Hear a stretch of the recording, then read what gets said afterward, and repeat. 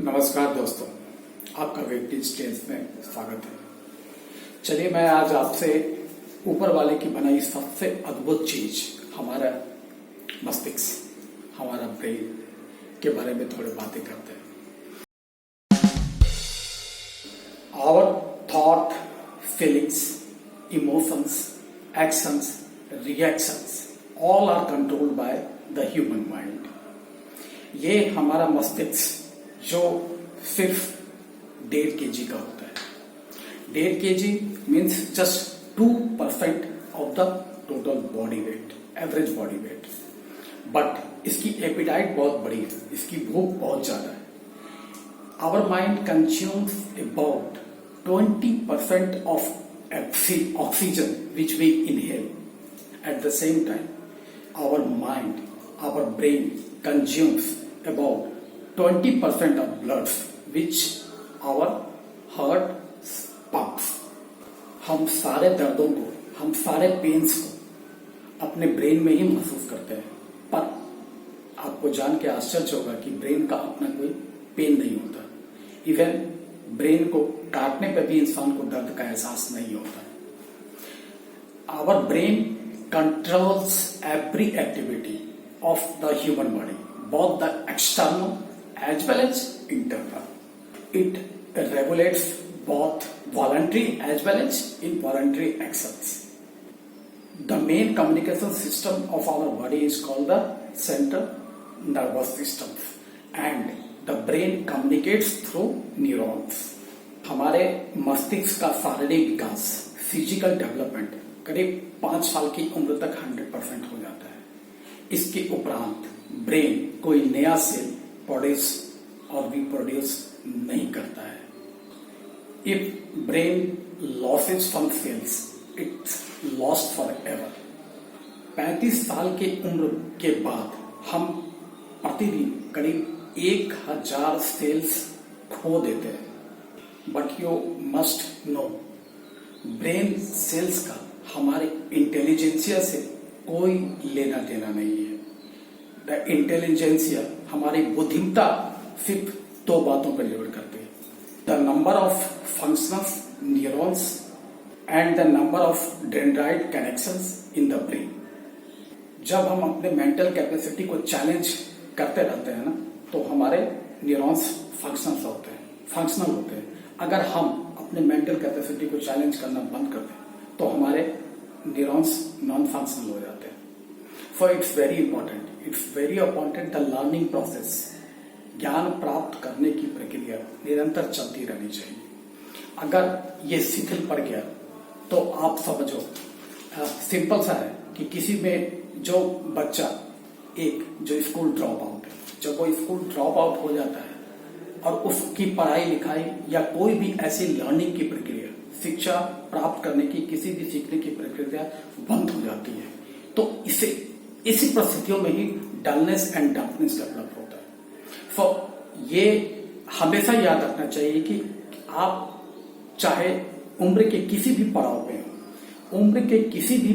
हो, अगर आप लर्निंग प्रोसेस को एक्टिवेट रखेंगे और लर्निंग की प्रक्रिया आपकी चलती रहेगी, तो you can challenge your intelligentsia and you can develop. ऐसा नहीं है कि ब्रेन सेल का बनना बंद हो गया तो पार्टिकुलर एज के बाद हमारा, ऐसा अक्सर आपको सुनने में आता होगा कि हमें बातें जल्दी समझ में नहीं आती है, किसी को बातें जल्दी समझ में नहीं आती है, या किसी की अंडरस्टैंडिंग थोड़ी कमजोर हो जाती है। ये सारी चीजें सिर्फ और सिर्फ इस वजह से होती हैं कि हम लर्निंग के प्रोसेस को बंद कर देते हैं और हमारे न्यूरॉन्स नॉन फंक्शनल हो जाते हैं। हमारा एक ही माइंड है, पर इसके 2 फंक्शंस या 2 फेजेज हैं। दोनों फेजेज एक दूसरे पे डिपेंडेंट भी है और इंडिपेंडेंट भी है। एक को हम ऑब्जेक्टिव या कॉन्शियस माइंड कहते हैं और दूसरे को हम सब्जेक्टिव या अनकॉन्शियस माइंड कहते हैं। The conscious mind takes cognizance of the objective worlds. मतलब ये हुआ कि जो हम अपने 5 सेंस ऑर्गन से जो कुछ भी ज्ञान या जो कुछ भी चीजें ग्रहण करते हैं, वो उसका कॉग्निजेंस आपका ऑब्जेक्टिव माइंड या कॉन्शियस माइंड लेता है। The objective mind learns through experience and observation. हमारा कॉन्शियस माइंड तार्किक होता है, मतलब यह रीजनिंग या लॉजिक के हिसाब से काम करता है, वेयर एज हमारा सब कॉन्शियस माइंड सब्जेक्टिव होता है। ये हमारे सेंस ऑर्गन्स के आधार पे या उसके हिसाब से काम नहीं करता।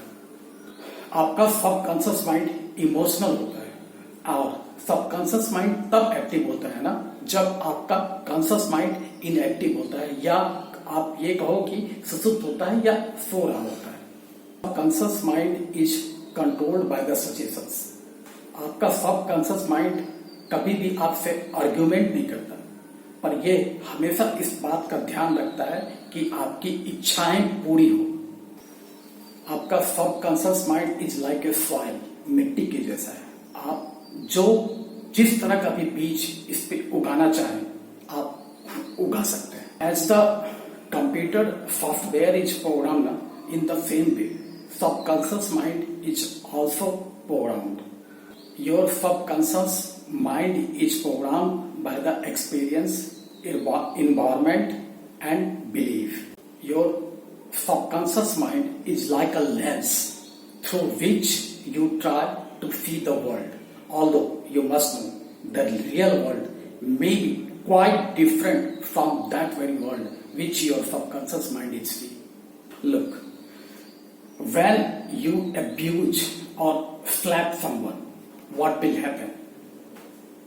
Your conscious mind will not answer this because your conscious mind works through your sense organs. लेकिन जब आप किसी को मार रहे हैं या गाली दे रहे हैं, वो पलट करके आपसे क्या करेगा? You can't see, you can't feel, you can't touch, you can't do. Through your sense organ, you cannot know this. But your subconscious mind knows what will happen when you abuse or slap someone. एक और मैं आपको बड़ा सुंदर सा example देता हूँ। एक छोटे से बच्चे को जब माँ रात में दूध पिलाते पिलाते लेकर के सो जाती है, तो बाहर में आंधी तूफान बारिश बड़ी से बड़ी ऊंची से ऊंची आवाज हो जाए, लेकिन माँ की नींद नहीं टूटती है। लेकिन अगर वो बच्चा जरा सा भी हिलता है, लेफ्ट टू राइट होता है, बच्चे की तबीयत खराब होती है, बच्चे को भूख लगती है, माँ की नींद खुल जाती है। Why? Again, the answer is your subconscious mind आपको जागृत रखता है और खुद भी जागृत रहता है, और उसे ये सारी चीजें बहुत अच्छे से पता है, क्योंकि उसका काम आपके इच्छाओं और अपेक्षाओं को पूरी करना है। और your subconscious mind is emotional also. अब आप एक छोटी सी बात समझ गए कि सबकॉन्शियस माइंड टाइप की भी कोई चीज होती है, लेकिन मैं आपको ये बताने की कोशिश कर रहा हूं कि आप अपने सबकॉन्शियस माइंड को भी कंट्रोल, प्रोग्राम या रीप्रोग्राम करना सीख सकते हैं। जिस तरह आपने इलेक्ट्रिसिटी से बल्ब को जलाना सीखा, ठीक उसी तरह से आप अपने सबकॉन्शियस माइंड को भी कंट्रोल करना सीख सकते हैं। इस विषय में मैं आपसे फिर कभी बात करूंगा, हाउ टू कंट्रोल और program your subconscious mind. Thanks a lot for watching the video. This is Vijay Srivastava signing out.